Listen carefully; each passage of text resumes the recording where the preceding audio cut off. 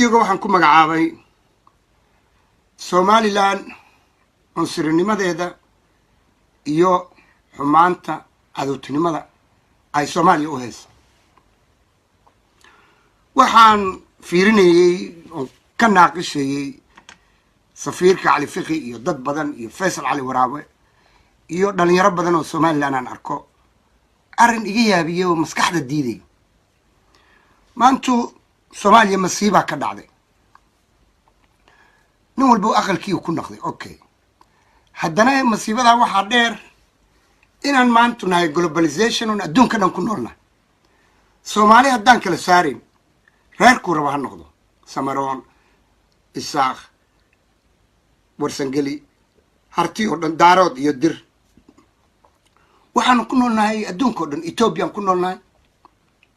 waxaan ku noolnahay Europe iyo North America oo la qaabilay waxaan ku noolnahay kale Afrika dhan tijaarad ku leenahay wax walba ku leenahay sidee marka ku dhacdaa qofka ibn aadanka ah u noqon kara cunsuriyad halka la eg waxay gaareen inay ilmo yar inaan wadato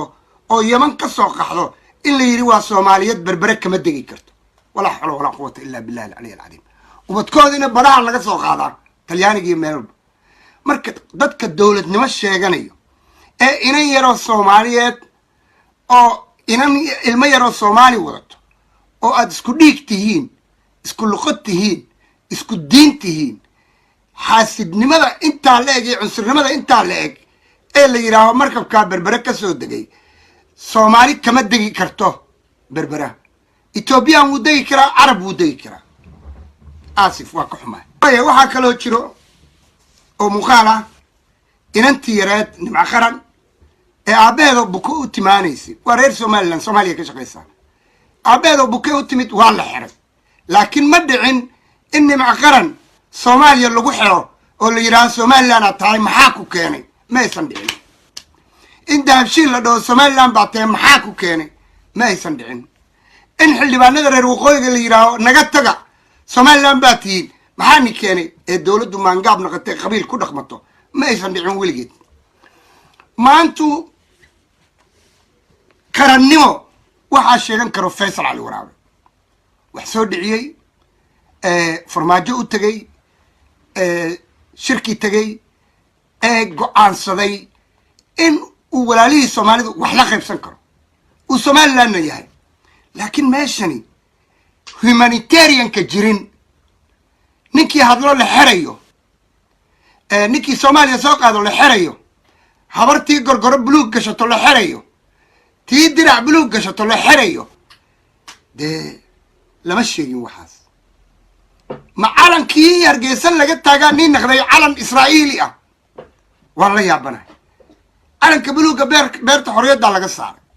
waa calankii loogu dhawaaqay ka nasiibka nasaar saaxirkii kala guurnay de maanta adinku calanka tawxiidka ni saaran yahay miyaad maanta cunsuriyad dhaaf kari laadiin cunsuriyad raqiis xumaan xaasidnimo ciqdi de Soomaali way is wada dishay laakiin generation ka maanta jooga iyaga ma aha kuwii dilay odayaal baa is dilay dhalinyaro isma dilin dhulka Soomaalidu way wada leeyihiin intu qraab lagu dagaalamo Faysal wuxuu yiri laba nin oo bidaar laha shallo ku dagaalamay waa kalmad weyn xumaanta waxaan u sheegayaa ha laga foojignaado ha laga fogaado ilaahay aan loo noqdo ittaqullah markaad leedahay ilmo yare Soomaali kama soo degi karo waxaad gaartay heer inaad tiraahdid ubadkii Liibiya laga soo guray ee hooyada Hargeysa joogto intaan safiirka la joogay telefoon soo diraysa ee beerka xanuunayo in diyaarad loo soo kireeyo oo aan diidaan oo airportka laga celiyo oo diyaaradda xataa dhimasho ku sugato petrol ka dhamaaday ee Boosaaso soo dhaweyso Puntland soo dhaweyso de waa laba category baatiin Puntland soo dhaweyso Puntland dib u soo celiso de laba category baatiin Somaliland dawladda kulmiye iyo shacabka Somaliland ogol in ciyaalkooda la dulmo waxaan oranayaa aqoonsi iska dhaafay ma jirtiinba ma jirto ma tihiin dad jiro ma tihiin xamar ku dhawaan 1 million reer waqooyi camar joogo ka shaqeeyo hargeysa 1 milyan ma degano somaliland waa 3 milyan lama oran somaliland baa tahay calankay ku wataa somaliland taksiyadeeday suran yihiin dukaamadooday suran yihiin meel bay suran yihiin lama dhihin isaaq baa tahay lama dhihin somaliland baa tahay maxaa halka ku keenay baax lama dhihin 18 May buu xamar ku dhigtaa marka adinku de waa u dhalateen cunsurnimada ka soo naqda ilaahay ka baqa naar baa la geliyaa inaad ilmo yar diidaan inaad inan yar xirtaan inaad qaldoon xamar oo aada lagu xiro ku kale lagu xiro wuxuu samaynaya dee sidaa dowlad lagu noqdo dowlad wax xirayso waa dowlad dadka qasbayso dowladdu waa inay dimuqraasiya ahaataa inkastoo dimuqraasiyadiina ay yaro fashilmatay oo boob ku timid lacag ku timid xarig ku yimid maalintii lisxirayay marka aniga runtaa leegu yimaado somaliland waxaan waaninayaa shacabkeedu waa inay soo dhaweeyaan walaalahooda soomaalida ah maxaa dhacay dhe ubadkiinu muqdisho u shaqo joogaan ehelkiinu xamar uu degan yahay oo ka shaqaystaa waxa magaaladiina ka shaqaysta waa reer jabuuti oo nii yimid waxa tijaarada weyn ku haysta waa reer jabuuti tijaaradiinu dhaqaalihiinu ilaa ilma jirde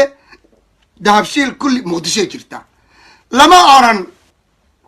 somaliland aad fangaraysay dagaalkii ka bax lama oran dahabshiil meel walba ka furan yahay privacygu qofka uu noqon karaa qabiil uu noqon karaa isaaq uu noqon karaa wax walba laakiin ma yeelayno ubadkii soomaalidan diidayna soomaaliyana ubadkii ay soo daadgureynayeen somaliland taa wax loo adkaysta male haastala victoria sen marka qaash mac salaama